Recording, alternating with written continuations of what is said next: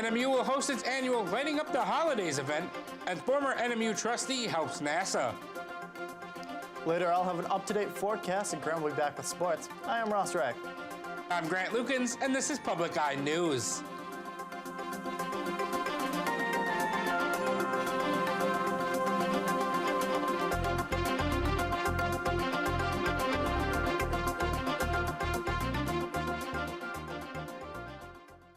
Northern Michigan University is hosting its 31st annual Lighting Up the Holidays event on Wednesday. The event takes place in the University Center from 4 till 8, with the Christmas tree lighting ceremony at 6. There will also be cookie decorating, games, and pictures with Santa Claus. A former chair member of the NMU Board of Trustees has a key role in NASA. Thomas Zurbuchen is the Associate Administrator for NASA's Science Mission Decorate and their headquarters in Washington. Thomas was added to the NMU Board of Trustees in 2013 before resigning in 2016 when he was offered the position in NASA. Thomas helped to build NASA's InSight spacecraft that arrived on Mars Monday morning. On Monday, 27-year-old Kayla Brown was sentenced to 36 months in prison after being accused of locking her 7-year-old child in a dog crate. Brown stated that she didn't know locking her child in a dog crate and calling him names would harm him.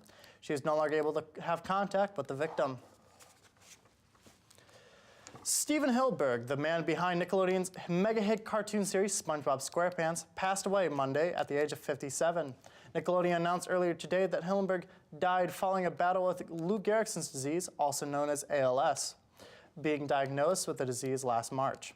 The network released a statement saying, quote, "He was a beloved friend and longtime creative partner to everyone at Nickelodeon. Our hearts will go out to his entire family. Steve imbued SpongeBob SquarePants with a unique sense of humor and innocence that has brought joy to generations of kids everywhere.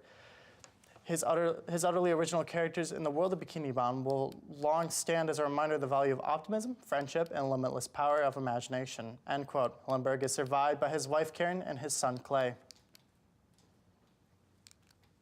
The Marquette Board of Light and Power, or BLP's, Solar Garden has been in operation for over a year.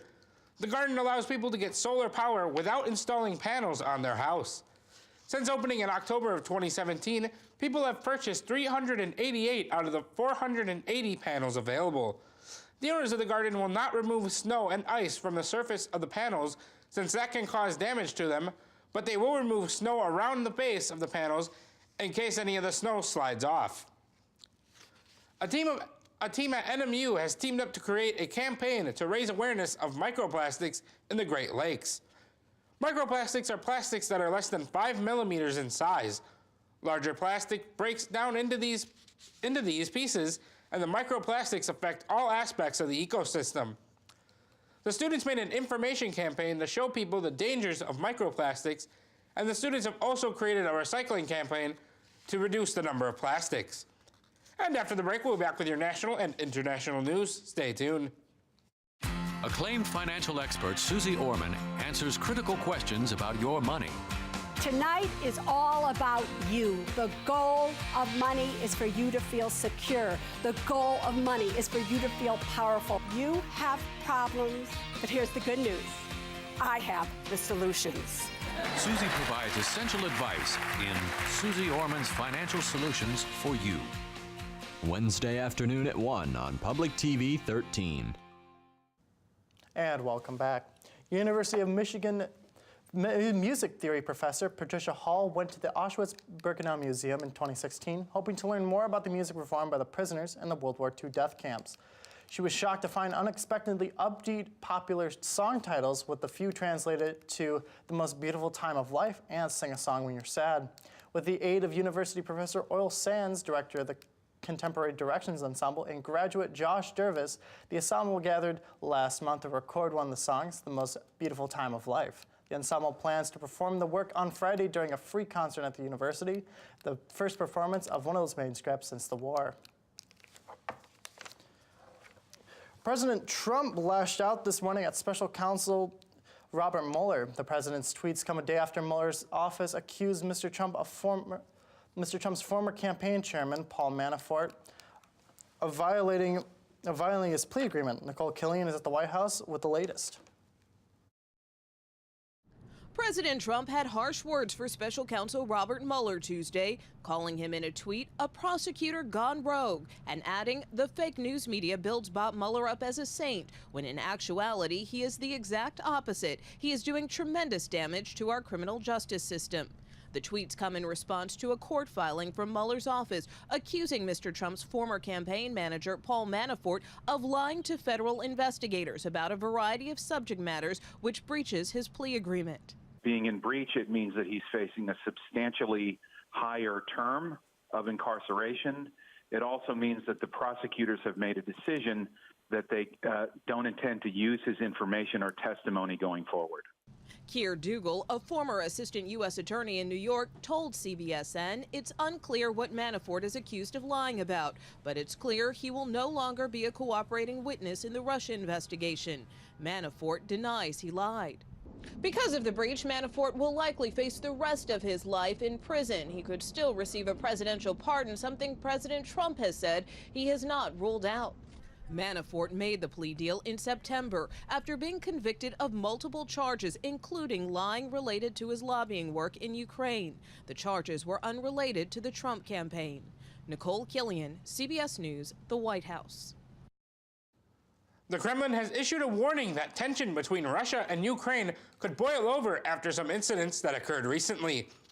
Russia has seized 3 Ukraine ships, and Ukraine has declared martial law in some eastern parts near Russia. Russia seized the ships after opening fire on the Navy ships. Russia paraded the captured seamen on live television, a move Ukraine has called criminal. Ukraine calls the captured crew prisoners of war, where Russia said that Ukraine has invaded their borders. Facebook faced tough questions from international politicians at a hearing today on disinformation and fake news. The grilling took place at Britain's Parliament, as Tina Kraus reports from London. Call to order this. Facebook came under fire in London as lawmakers from 9 countries blasted the CEO for not showing up.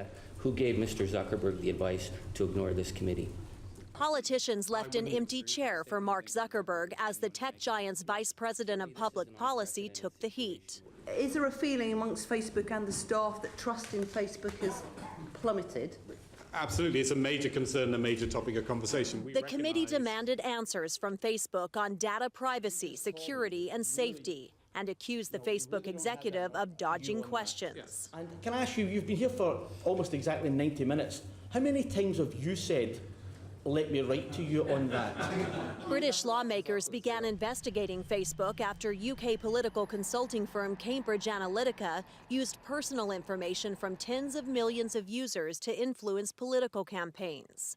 Concerns over Facebook's possible interference in the 2016 Brexit vote and U.S. elections are among topics being investigated. You've got nothing to hide. In terms of what we did know, the Facebook VP acknowledged the company is partly to blame in how it handled various scandals. Lawmakers said the social media giant cannot be trusted to police itself. Tina Kraus, CBS News, London. An update with the one deer in Dickinson County testing positive for chronic wasting disease a few months back. The local DNR offices have been asking all hunters to bring in their deer heads for tests. The Dickinson County office alone has already seen 450 heads, with none coming back positive yet, though testing will continue through the end of the season. And after the break, we'll be back with your sports and weather. Stay tuned.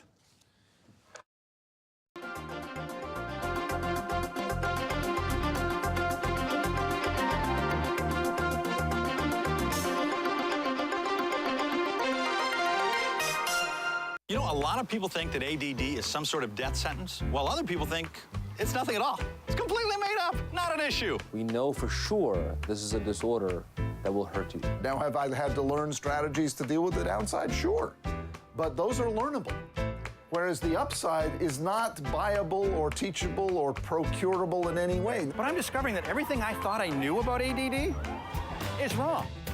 Tonight at 9:30 on Public TV 13.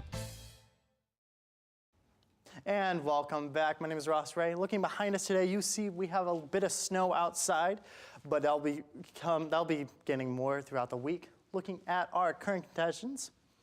Current conditions currently snowy with a high of 21, winds northwest at 14 miles per hour and a barometric pressure of 29.82 and rising.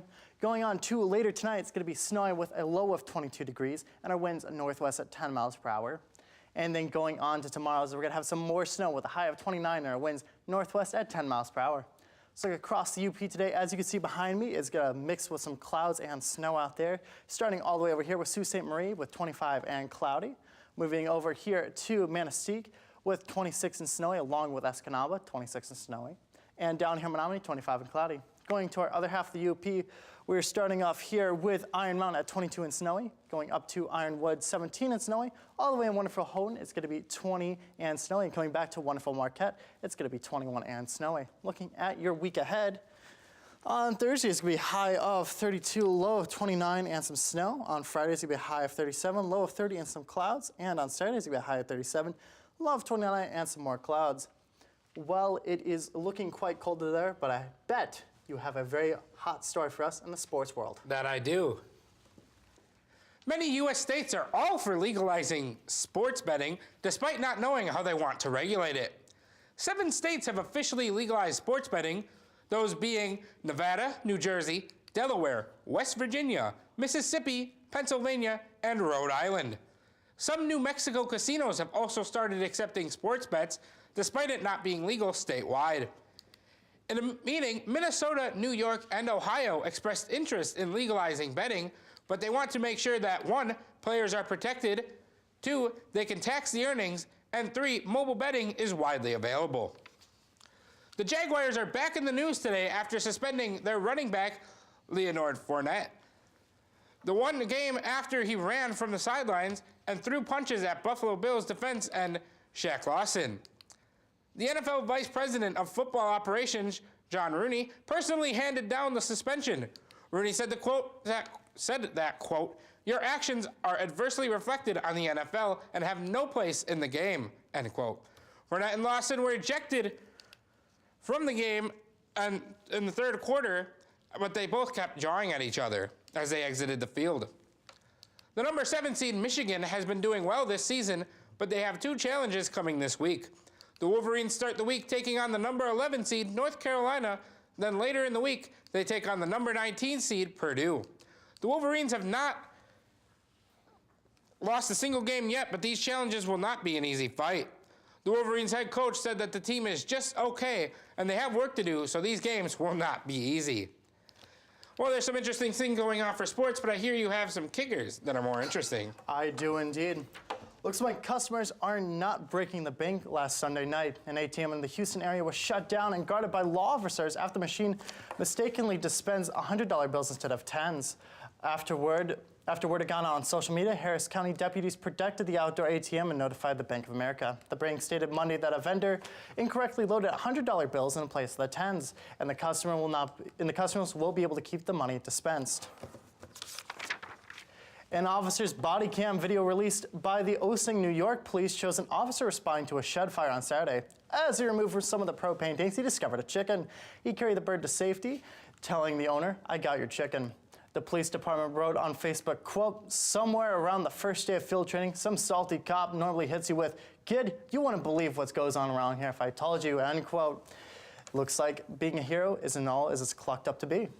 And that's all the show we have for you today. Make sure to tune in tomorrow for some more Public Eye News.